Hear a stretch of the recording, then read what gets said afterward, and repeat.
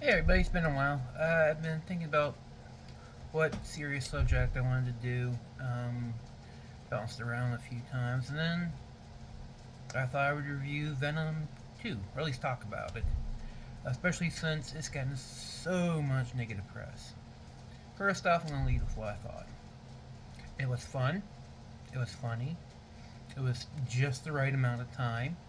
It didn't understay its welcome, it didn't overstay its welcome. It was fun. I took my two kids, we had a blast. We laughed. There were exciting parts. When we left the theater, very, very happy. And then I started watching the reviews.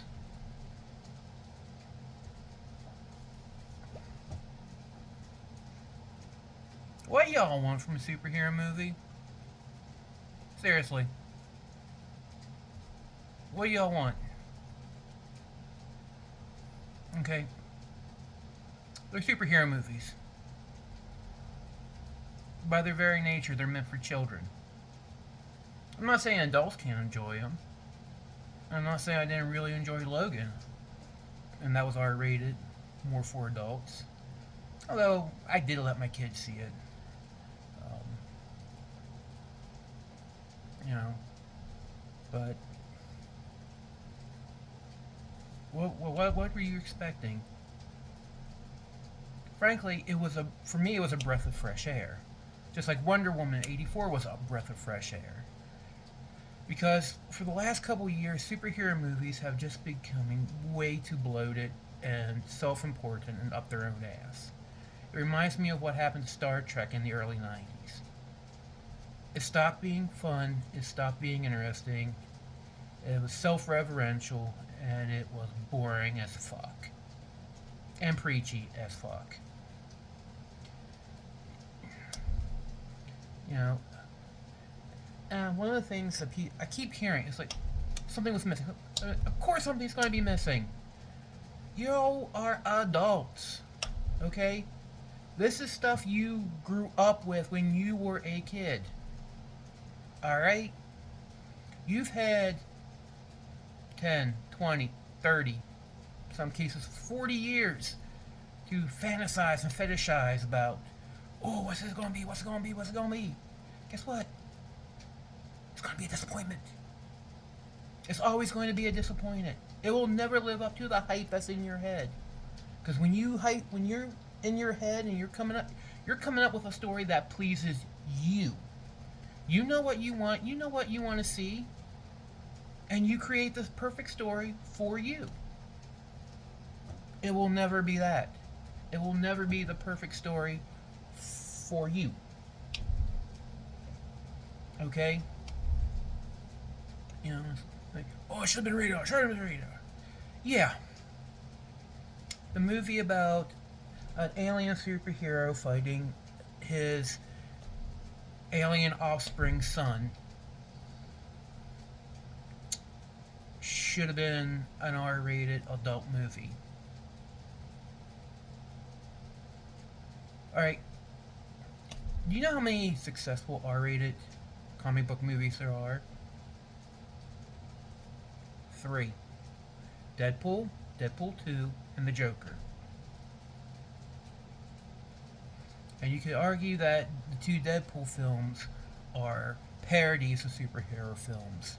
So they work as satire, as parody, you know, however you want to define it. And the Joker, you could say, I mean, change the word Gotham to New York and just have, Joaquin Phoenix calling himself the Joker after the comic book character, and you got a legit movie. A ripoff of Taxi Cab, but still a legit movie. And I know this ties back to stuff I've talked to before about how adults are just ruining everything for kids, demanding everything be made for them. And not even the stuff that they grew up with, like Transformers, superheroes, that type of stuff. But even new stuff. You know, I said before, I've seen people doing YouTube videos complaining about how the first season of the Owl has, like, why does it have to be in a school? It's for fucking 7-year-olds, you asshole. They're in school. Alright? These characters are about their age. A little older, they're about 14, so, older brother, older sister, something still to look at, but still kids. The fuck you expect? And I just think, that just goes back to why I can't take any of these reviews seriously. Because, what do you want? At least it's PG-13 and not PG.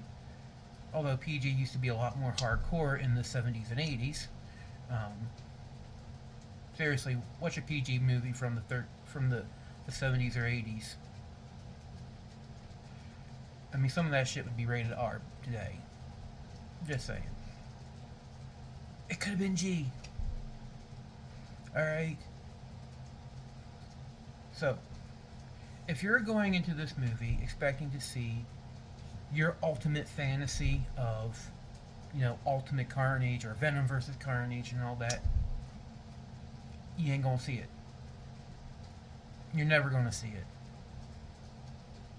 Because somebody else can't make the perfect movie for you. And it ain't gonna happen. And if you go in this movie being pissed off that it's light and funny, kid friendly, fuck you. You found these characters when you were what? 10, 12, 13, 14 years old. Now you're acting like they're your personal property.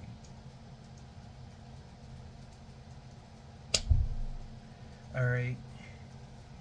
If you're going to this movie expecting a fun, good, silly time, it flows well, plenty of action, plenty of jokes,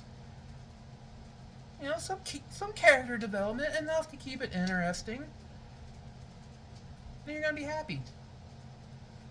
You're going to be happy. You're going to walk out of that movie happy. Especially considering it does two things.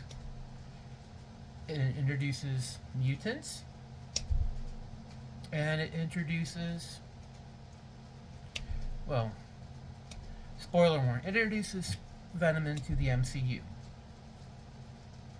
Okay? So, it does two really important things.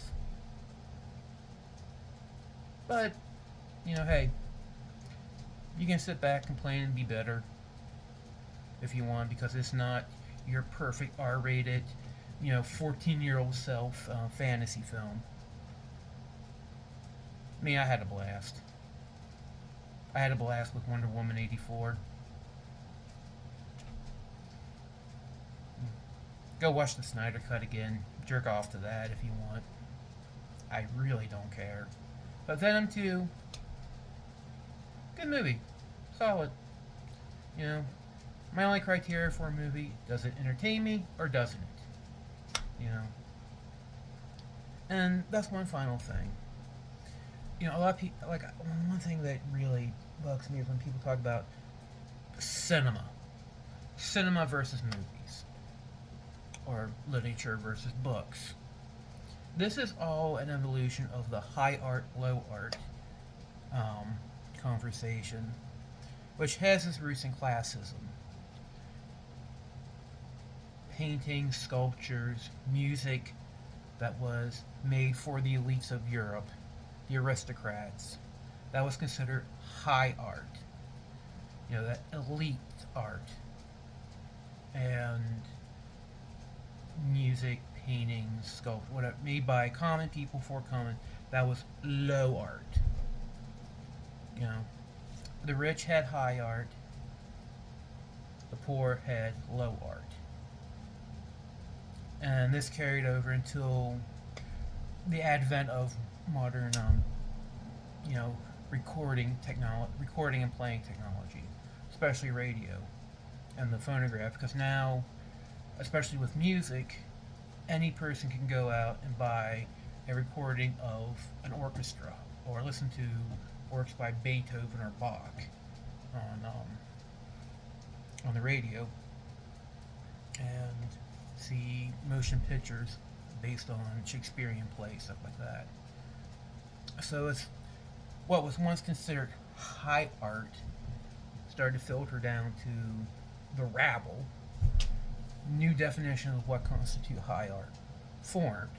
It had to, it had to be exclusive. It had to be, you know, basically it had to be something that mainstream didn't like because most people were poor and working class. If the rabble liked it, it was low art. Of course, later on, that ethos was later adopted by fans of what was considered trash entertainment, heavy metal, punk, horror films.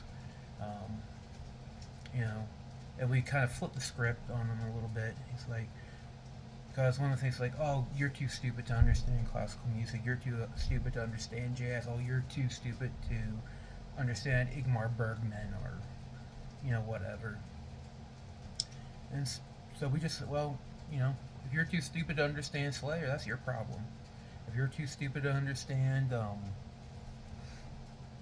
don't know, Friday the 13th.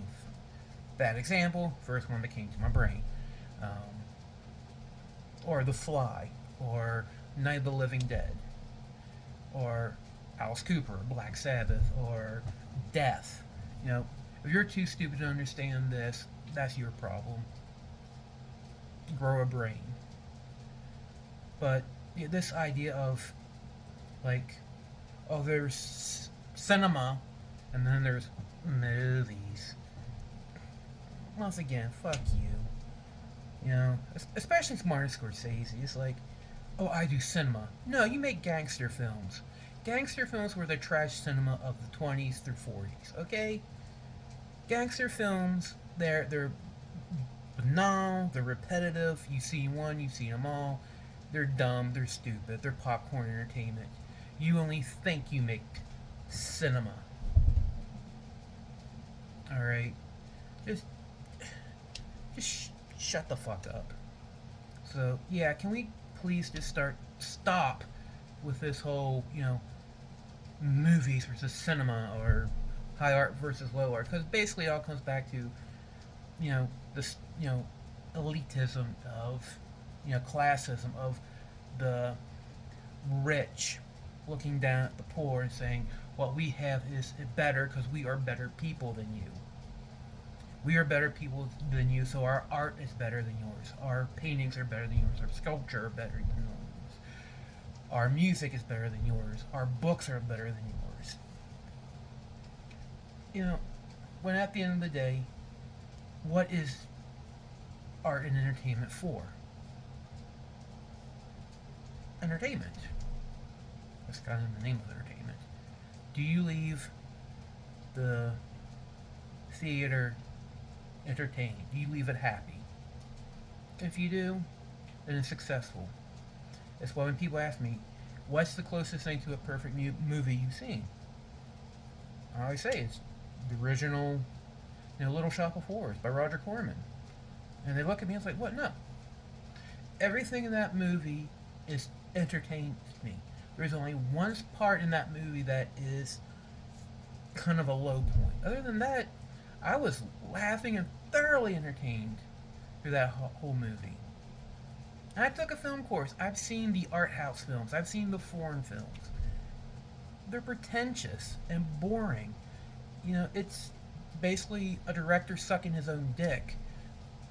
Like the Snyder Cut. So, if you're entertained, it's good. If you're not entertained, it's bad. So, that's it. That's my little tangent. Alright, later. Bye.